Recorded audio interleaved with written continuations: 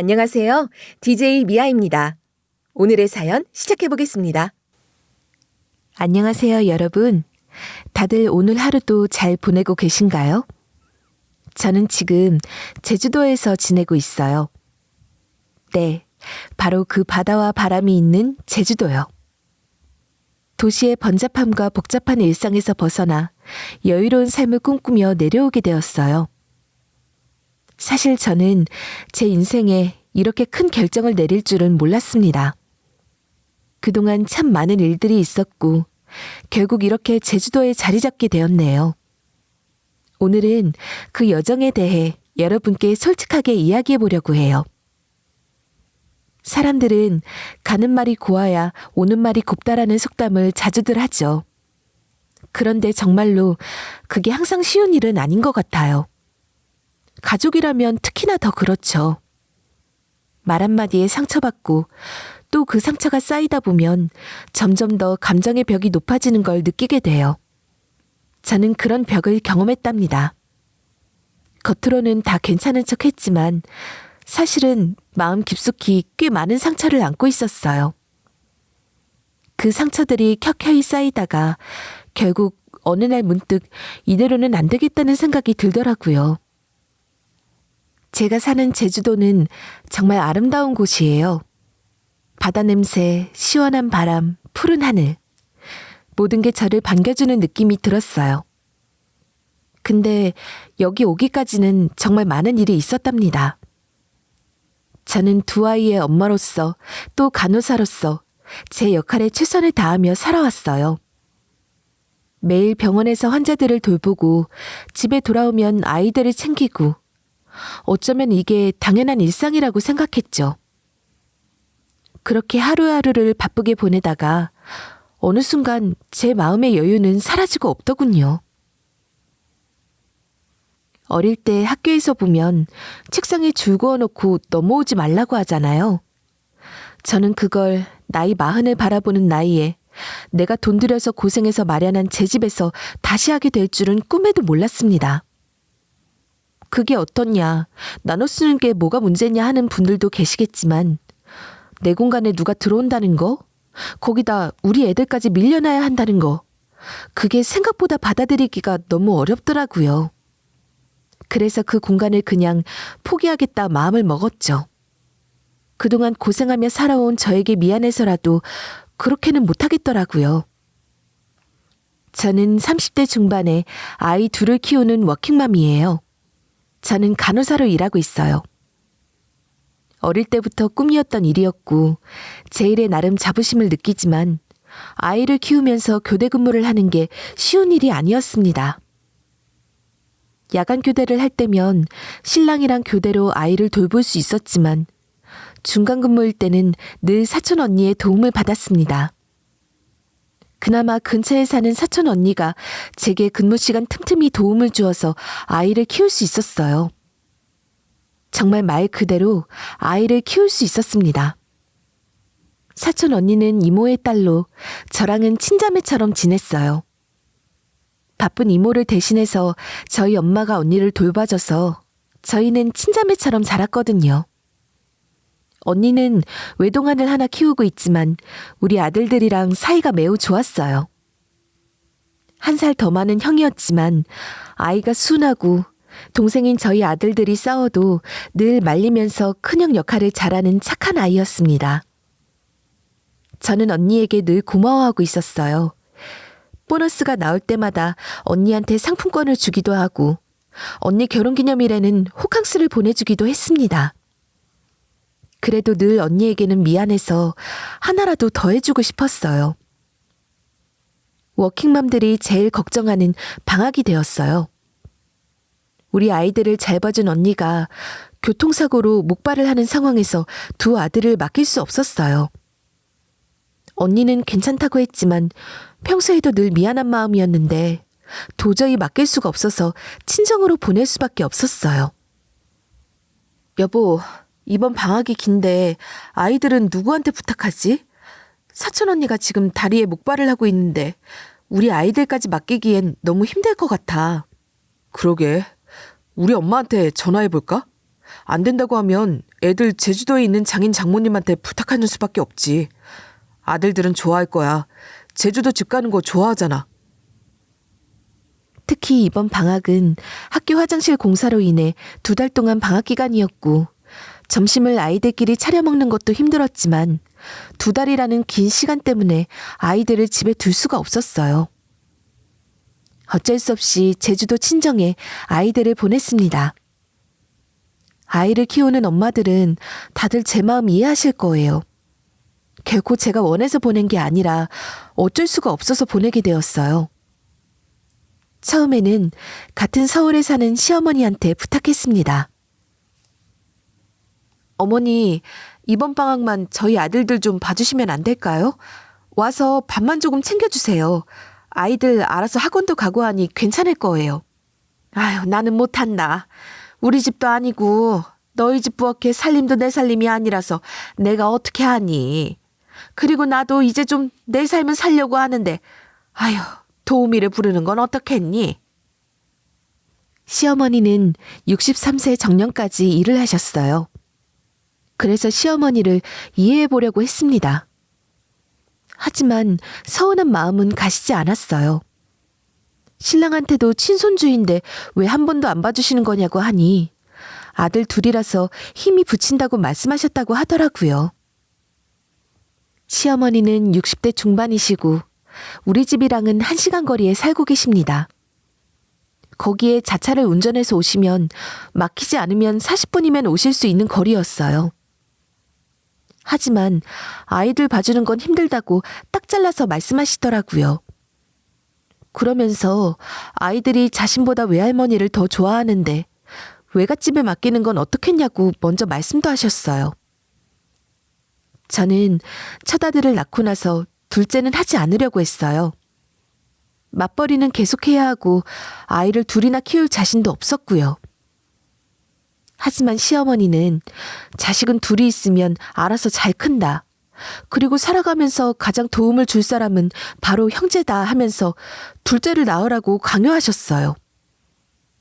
저 또한 사촌 언니랑 친자매처럼 지내니 좋기도 해서 둘째도 낳았는데 이렇게 한 번도 안 도와주실지 몰랐어요. 아이는 둘 이상 낳아야 한다고 늘 말씀하셔서 한 번은 도와주실 줄 알았는데 말이죠. 다른 시댁들은 일을 관두시고도 친손주를 돌봐주시는 분들도 많으세요. 저는 공짜로 시어머니한테 아이를 맡길 생각도 없었고 도우미분을 부르는 만큼 돈으로 드리려고 했어요. 하지만 어머니는 그것도 싫다고 하시더라고요. 지금은 일을 안 하고 편하게 쉬고 싶다고 하시는 게 그 이유였습니다.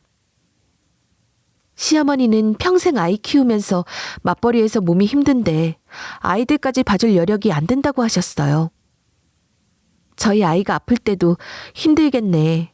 엄마가 간호사니 잘 보살펴주면 되겠다 하신 분이 저희 시어머니셨어요. 보통은 며느리가 일을 하면 한 번쯤은 내가 병실에서 아이를 봐줄게 할 만도 한데 빈말이라도 병실에 뭐 필요한 건 없는지 물어보지도 않았습니다. 입원하거나 퇴원하거나 할 때 제주도에서 친정 엄마가 올라오셨어요. 그 먼 길을 오셔서 아이 입원하는 동안 돌봐주시고 아이들 눈높이에 맞춰서 잘 놀아주셨어요. 그래서 우리 아들들은 시어머니보다 친정 엄마를 훨씬 더 좋아하고 따랐습니다. 그런데 시어머니는 본인이 아이들에게 잘해주신 게 없으시면서 아이들이 외할머니만 좋아한다고 질투 아닌 질투를 하시더라고요. 제가 제주도로 아이들을 보낸다고 했을 때 신랑은 아이들이 이제 초등학생이니 혼자 있을 수 있다고 말했지만 아이들만 오랜 시간 집에 둔다는 게 저는 너무 불안했어요. 아이들에게 제주에 귀농하신 외할머니 집에서 한 달간 가 있는 것에 대해 물어봤어요. 엄마가 방학 때 많이 못 챙겨줄 것 같아. 아침부터 학원 특강 들으면서 서울에 같이 있을래? 아니면 제주도 할머니 집 가서 2달간 있을래? 엄마는 2주에 한 번씩 내려갈게. 아이들은 바닷가 바로 앞이고 주택인 저희 친정집을 좋아했어요. 어릴 때부터 아플 때마다 자신을 돌봐준 외할머니가 좋기도 했고 답답한 아파트보다 바닷가 앞인 제주집이 아이들에게 더 좋을 수밖에 없었죠. 저희 친정 부모님은 제주도가 고향이세요. 두 분 다 직장 생활을 관두시고 귀농하셔서 민박집을 하시고 작은 카페를 하셨어요. 카페는 소일거리로 하시는 거라 아이들을 봐주실 수 있다고 말씀해 주셔서 아이들을 맡기기로 결정했습니다. 그래서 친정에 2달간 맡기고 2주에 한 번씩 내려가기로 결정했습니다. 신우는 어떻게 알았는지 바로 전화가 왔더라고요.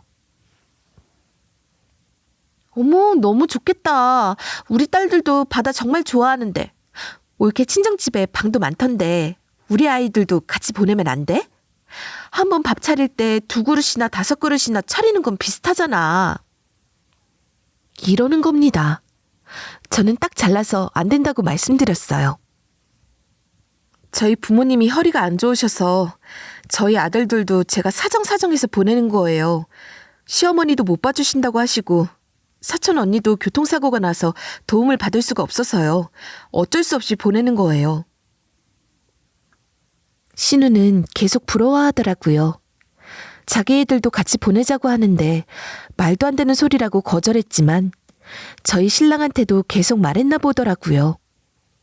신랑도 살짝 눈치를 줬지만 다시는 그런 말 하지 말라고 딱 잘라 말했습니다. 아들 둘, 솔직히 하루에도 12번 싸우고 아직 1학년 3학년이라 사고도 많이 치는데 거기에 여자아이들이라고 해도 애가 3명이나 더 온다면 정말 힘들게 눈에 보였습니다. 2달이라는 긴 시간을 아이들을 맡겨서 친정 엄마 아빠에게 너무나 죄송하지만 아이들 방학 때만큼은 학원을 전전하면서 살게 하고 싶지 않았어요. 맞벌이해 보신 분들 아실 거예요.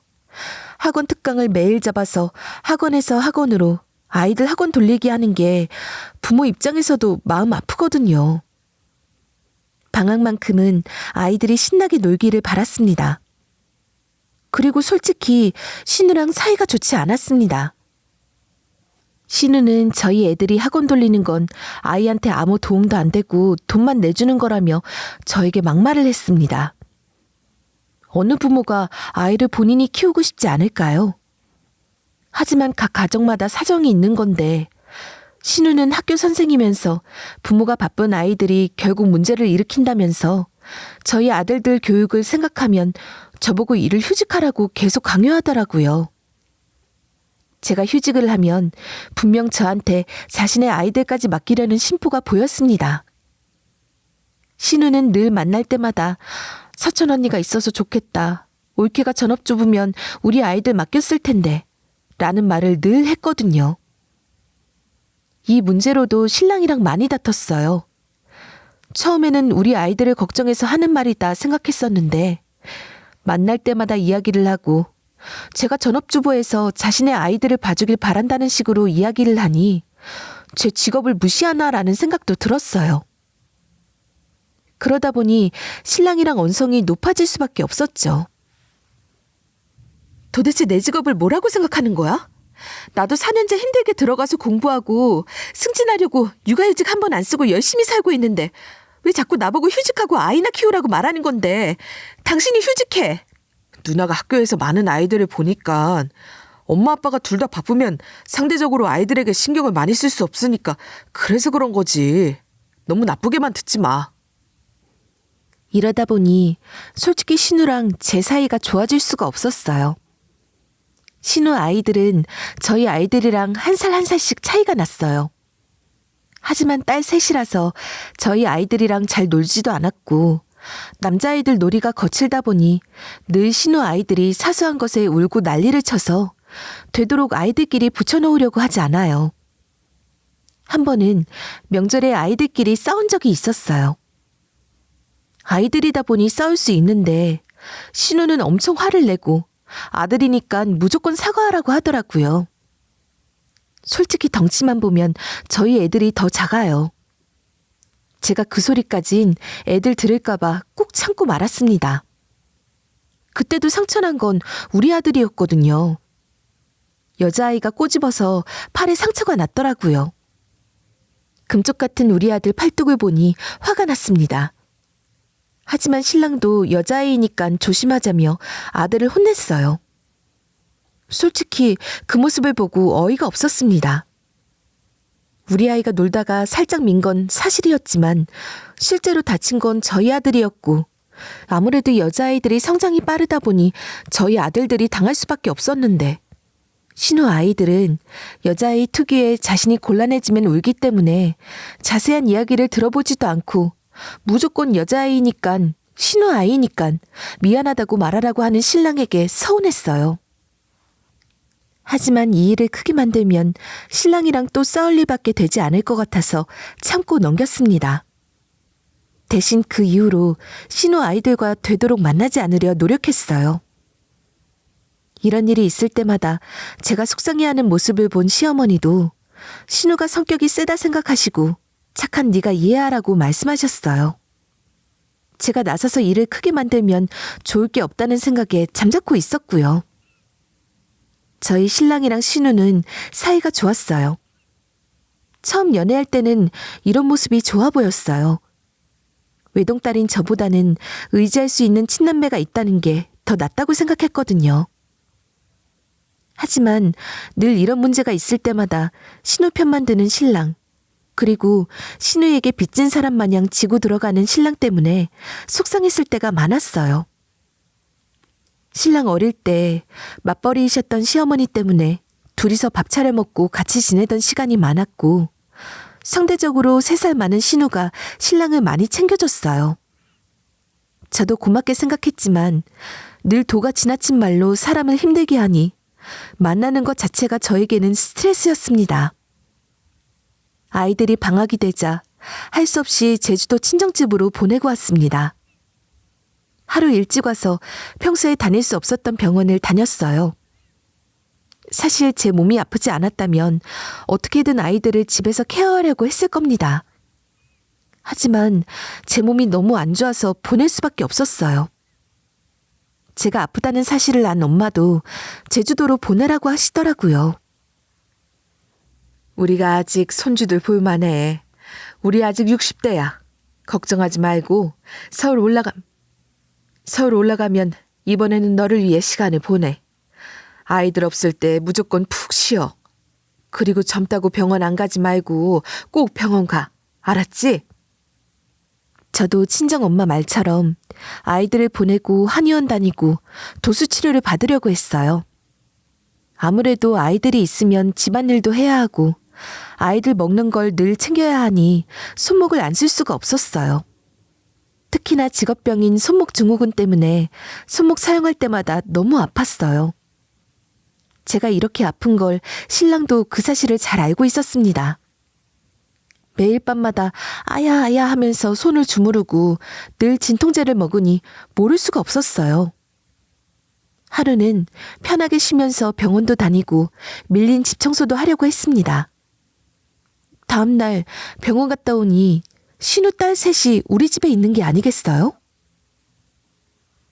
신랑에게 이게 무슨 일이냐고 하니 신우 방학인데 연수를 갔다고 아이들만 집에 두기 위험할 것 같아서 우리 집에 맡긴다고 하더라고요.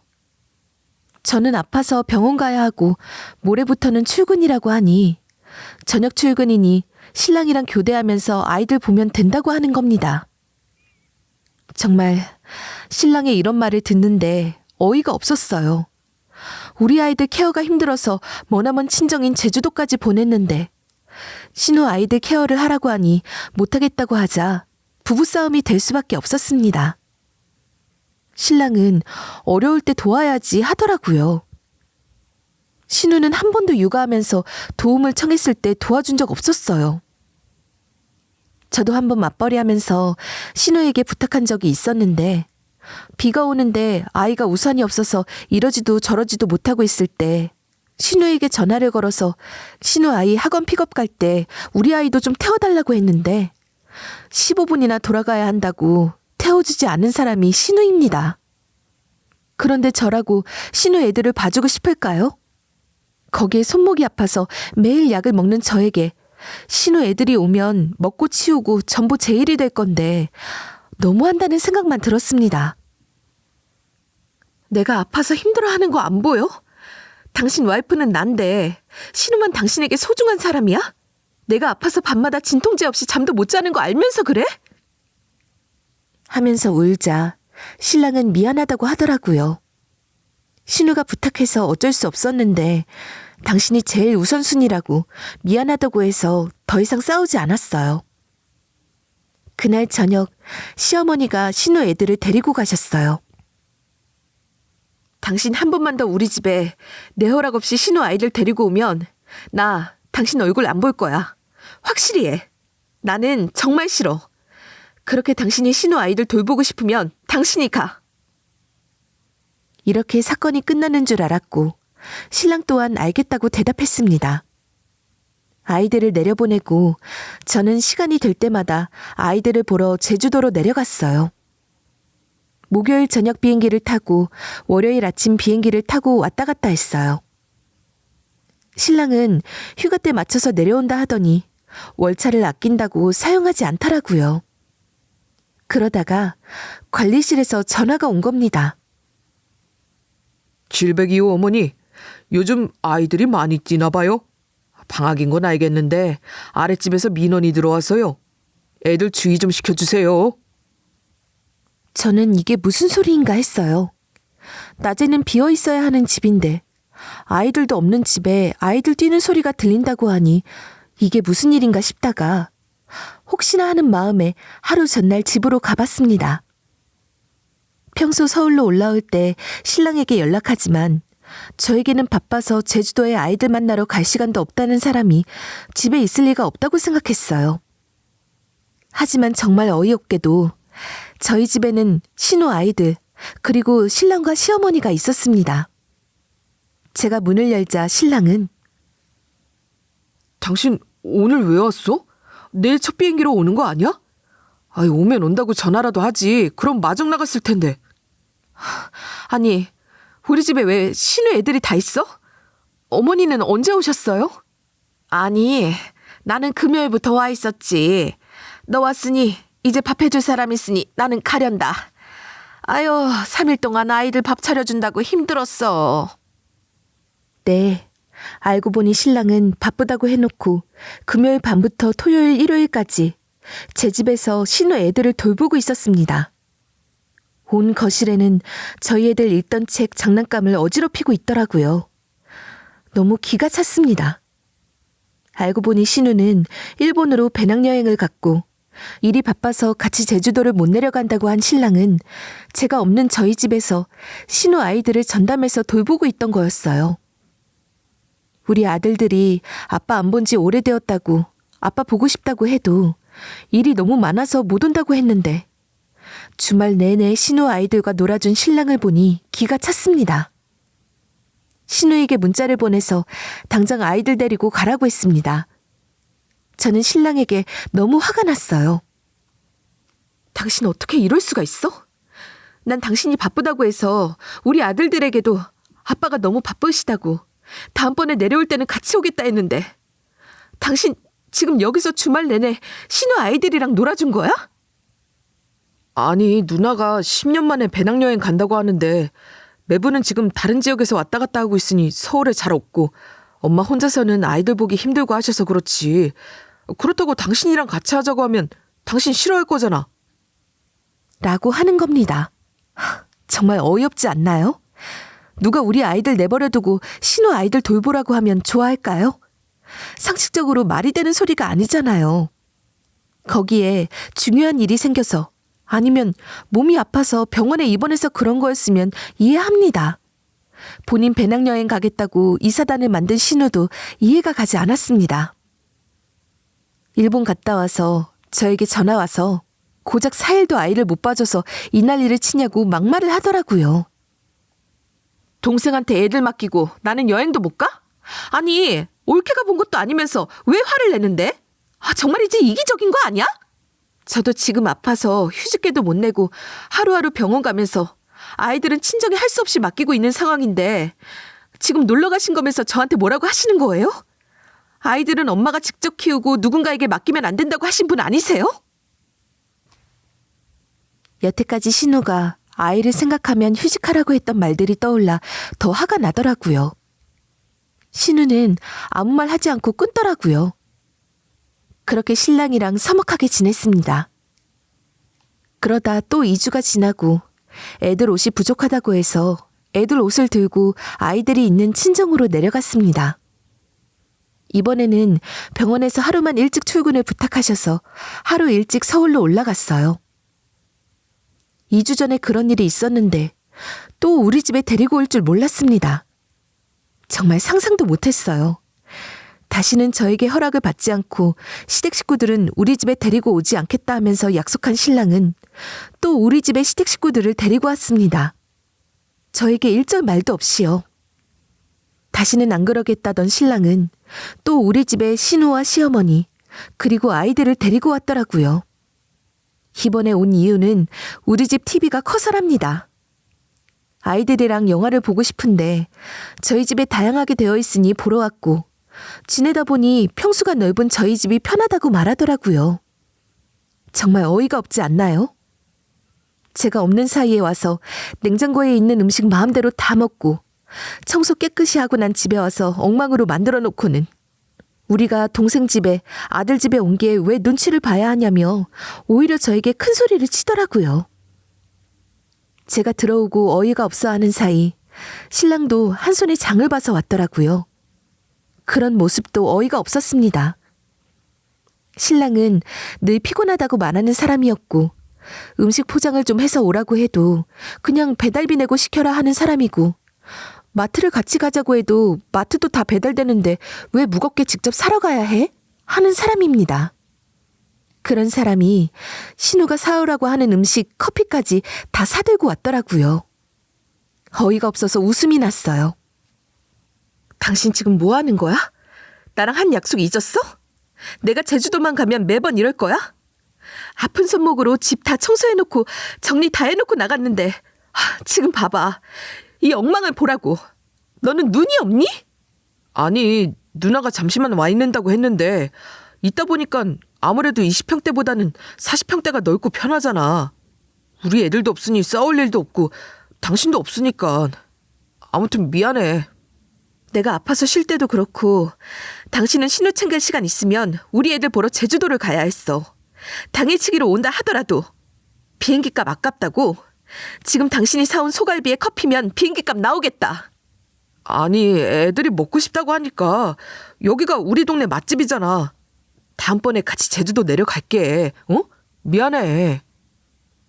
이번에 내려갈 때 아이들이 아빠 보고 싶어 한다고 신랑에게 당일치기라도 아이들에게 왔다 가라고 했을 때 비용적인 문제 때문에 다음번에는 꼭 같이 가자고 하더라고요. 그래놓고 10만 원짜리 소갈비에 커피 그리고 케이크까지 한 손에 사들고 오는 걸 보니 도저히 용서를 할 수가 없었습니다. 돈 때문에 핑계를 대면서 제주도에 아들들 보러는 가지 않으면서 신우에게 돈 쓰는 건 아깝지 않은가 봐요. 신랑은 잘못했다고 말하고 저는 언성이 높아지니 밖에서 저희 싸우는 소리를 들었는지 시어머니는 미안하다고 가셨고 신우는 저를 째려보더라고요. 그러면서 끝까지 아니, 동생 집에 좀 있는데 그걸 가지고 왜? 정말 올케는 자기밖에 모르는 사람이네. 우리 동생한테 뭐라고 하지 마.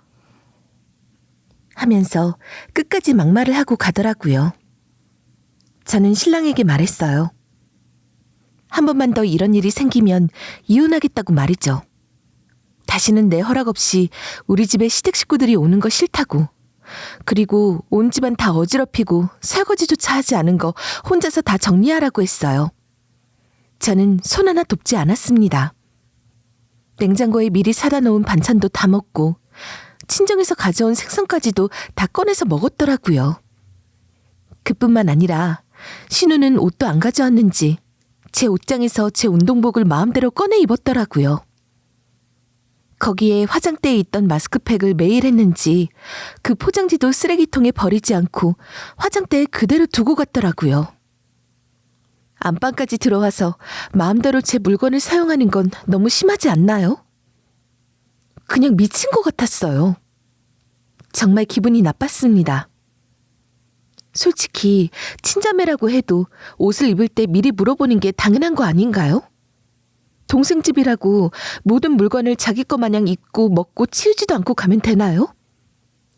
저는 신우랑은 인연을 끊어야겠다 생각했습니다. 상식 밖의 사람과 부딪히고 싶은 생각이 없었어요. 다시 2주일이 지나고 아이들이 엄마 보고 싶다고 하는 말에 일주일간 풀타임으로 일하고 야근 근무까지 해서 2박 3일로 다녀올 생각으로 갑작스럽게 집으로 갔습니다. 원래는 병원 근무 마치고 신랑에게는 바로 공항으로 가서 주말까지 보내고 집으로 온다고 말했어요. 그리고 신랑에게 믿는다고도 말했습니다. 설마 또 신우 아이들을 봐줄 거라고 생각도 하지 않았어요. 그날 신랑은 외근이라서 오전에만 일하고 오후에는 집에 있다고 말했어요. 신랑이랑 저녁 먹고 저녁 비행기를 타고 가야겠다 생각했습니다. 저는 우리 집 문을 여는 순간 너무 놀랐습니다. 신우 아이들은 또 저희 집에 온갖 장난감을 꺼내서 집을 엉망으로 만들었고 집에서 고기 냄새 배는 게 싫어서 고기는 절대 구워 먹지 않는데 거실에서 에어컨을 틀어놓고 신문지나 비닐도 깔지 않은 채 고기를 굽고 있더라고요. 문을 열자마자 냄새에 화가 났었고 또 마음대로 제 옷장을 열어서 제 옷을 입고 있는 신우의 모습을 보자마자 이렇게는 도저히 못 살겠다라는 생각이 들었습니다. 휴대폰을 꺼냈어요. 현관부터 영상을 찍었습니다. 너무 기가 막혀서 남겨놔야겠더라고요. 신우 아이들은 저희 신랑이 고기를 구워주는 걸 앉아서 먹고 있고요. 신우는 맥주까지 꺼내서 마시고 있었습니다.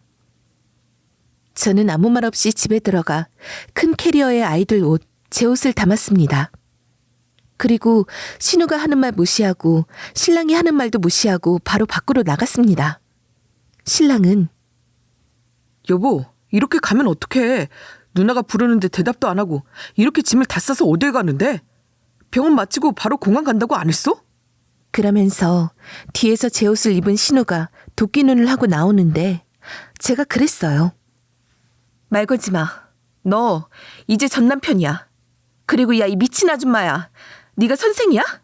너 때문에 네 동생 평생 호래비로 애들도 못 만나면서 살 거고 네가 다니는 학교에 학부모들 들으라고 내가 소문 다 낼 거야. 그리고 진짜로 네 남동생 두고 봐. 내가 철저하게 평생 호래비로 사무치도록 외롭게 늙어가게 할 테니까. 애들 볼 생각도 말고 누나인 네가 잘 챙겨라. 오늘처럼 고기도 좀 구워 먹이고. 제가 서늘하게 쏘아붙이자 남편과 신우는 아무 소리도 못하고 넋이 빠져서 쳐다만 보고 있더라고요. 그리고는 저는 곧장 사촌 언니에게 전화를 걸었습니다.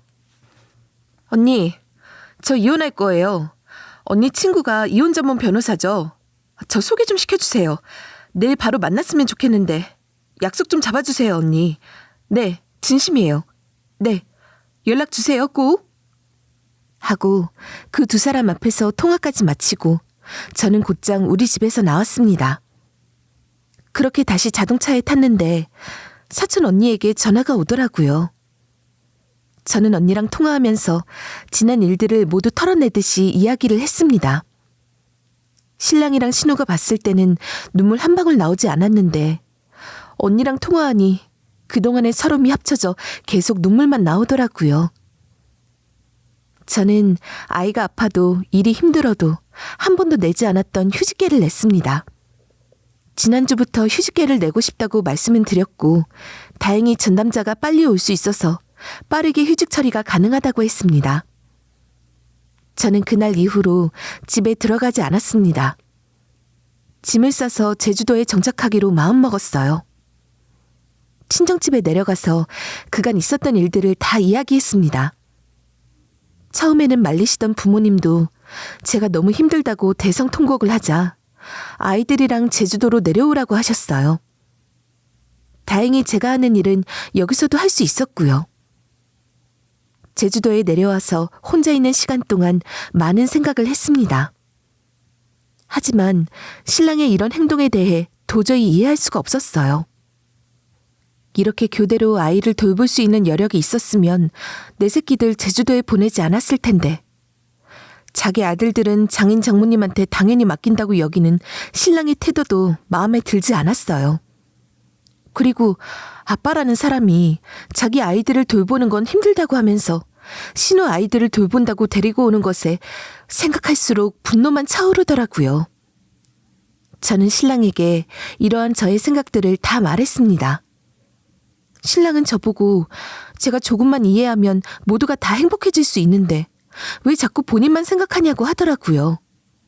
그 말에 우리는 정말 안 되겠구나 생각했어요. 당신은 신우 남편인 것 같아. 신우 애들이 당신 애들이고 아니면 이렇게 나랑 우리 애들한테 상처 주면서 내가 싫다고 몇 번이나 이야기했는데 2주 만에 똑같은 행동을 하고 이해가 안 가. 당신이 없을 때 잠시 왔다 가는 것도 안 돼? 당신 집도 되지만 내 집이기도 하잖아. 그리고 누나 애들 조금 돌봐줄 수도 있지. 우리 누나 혼자서 아이들 다 돌본다고 힘들잖아. 그래. 당신은 끝까지 신우 편이지. 그리고 우리 아들들은 당신 비행기 표값 아깝다고 당일로 오는 건 아니라고 하더니 신우 고기에 커피에 케이크까지. 여기서 이미 끝난 거야. 너 정신 차려야 돼. 누나가 혼자서 멋지게 배낭여행 가고 싶다는데 응원해주고 싶었어. 나도 우리 아들들 보고 싶지. 그런데 이번 한 번만 부탁한 거고 월차 한 번 써서 애들 본 게 그렇게 문제야? 나는 이해가 안 가. 우리 애들 이번에도 월차 한 번 안 쓰고 당신은 일했잖아. 그래놓고 신우 여행 가니깐 신우 애들 본다고 월차 쓰고 내 집에서 애들을 돌보다니. 난 이해가 안 가. 그리고 이제 당신도 당신 누나도 다 보기 싫어. 이 사실은 이번에 내려오기 전 신랑의 핸드폰에서 신우랑 한 메시지를 보고 말았습니다. 신랑과 신우는 매일 연락을 했고 신우는 제 욕을 많이 했더라고요. 그걸 묵묵히 보고 읽은 신랑도 제 편이 되어주지 않는다는 사실을 다시 한번 깨닫게 되었어요. 그리고 평소 월차 사용이 어려워서 못 쓴다고 한 신랑이 월차까지 쓰고 신우 아이들을 돌본 걸 알게 되니 더 어이가 없더라고요. 그뿐만이 아닙니다. 신우는 저희 신랑에게 메시지로 너희 와이프 집에 있으면 우리 아이들도 맡기고 좋을 텐데 그래도 비슷한 나이 아이들 키우니까 훨씬 더 잘 돌볼 건데 우리 엄마는 허리도 아프고 매번 갈 때마다 애들 TV만 틀어주시고 올케 보니까 책도 많이 읽히고 올케가 직장 휴직하거나 관두면 우리 애들 좀 부탁해야겠어 라는 글을 보니 이 사람은 나를 정말 쉽게 보는구나 라고 생각이 들었습니다. 이 모든 걸 숨기려고 한 사실 또한 배신이라고 생각했습니다. 제가 이런 말을 하면 미안하다고 할 줄 알았는데 신랑은 오히려 저에게 왜 핸드폰을 몰래 봤냐며 화를 내고 서울로 올라갔어요. 그 뒤로 일주일이 지났습니다. 일주일 동안 시어머니한테도 전화가 오고 신우에게도 전화가 왔지만 받지 않았어요. 저는 이혼하기로 마음먹었고 저희 친정 부모님께도 말씀드려서 더 이상 그 사람들이랑 엮이고 싶은 마음도 없었습니다. 헤어지면 남인 사람들인데 왜 제가 전화를 받아서 스트레스를 받나요? 저는 받을 이유가 없다고 생각했어요. 그러자 시어머니가 사돈인 우리 엄마한테 전화하셨더라고요. 저희 엄마는 안 받으려다 받아서 사정이 이렇다고 말씀하시더니 저에게 전화를 넘기셨어요. 시어머니는 자기가 허리가 아픈데 우리 집에 오라고 해서 왔더니 나는 없고 신랑은 매일 늦고 아이들 셋을 본인 집도 아닌 저희 집에서 보고 있다고 하시더라고요. 신우 집도 아닌 저희 집에서 본다는 말에 어이가 없었습니다. 시어머니는 계속 저에게 한탄을 하셨어요. 힘들어서 신우에게 전화를 했는데 고작 아이들 일주일도 못 보냐며 화를 내길래 본인도 너무 화가 나서 어머님이 저를 직접 만나려고 제주도에 왔다고. 잠깐이라도 좋으니 얼굴만 볼 수 없냐며 저에게 전화하신 거였어요. 어머님은 제가 꺼낸 이혼 이야기가 정말 진심이라 생각하신 듯 싶더군요.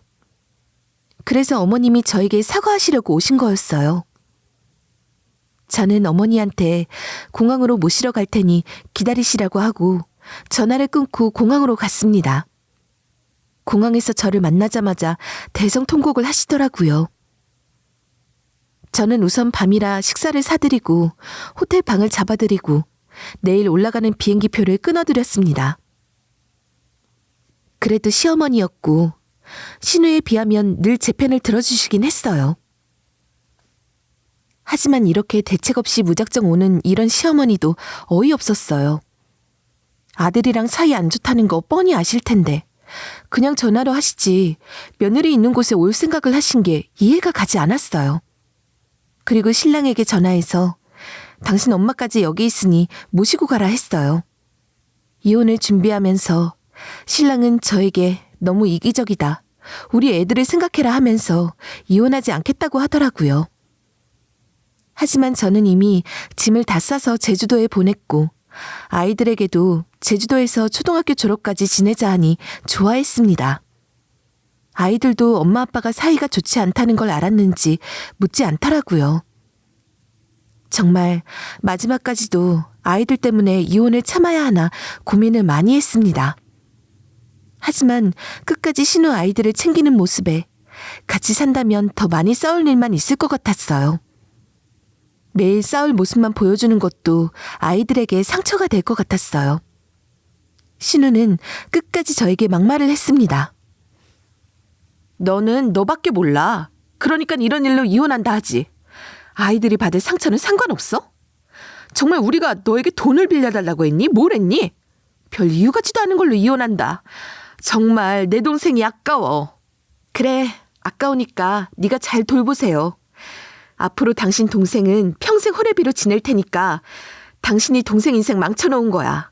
그거는 꼭 명심해라. 저도 마지막으로 하고 싶은 말을 다 했습니다.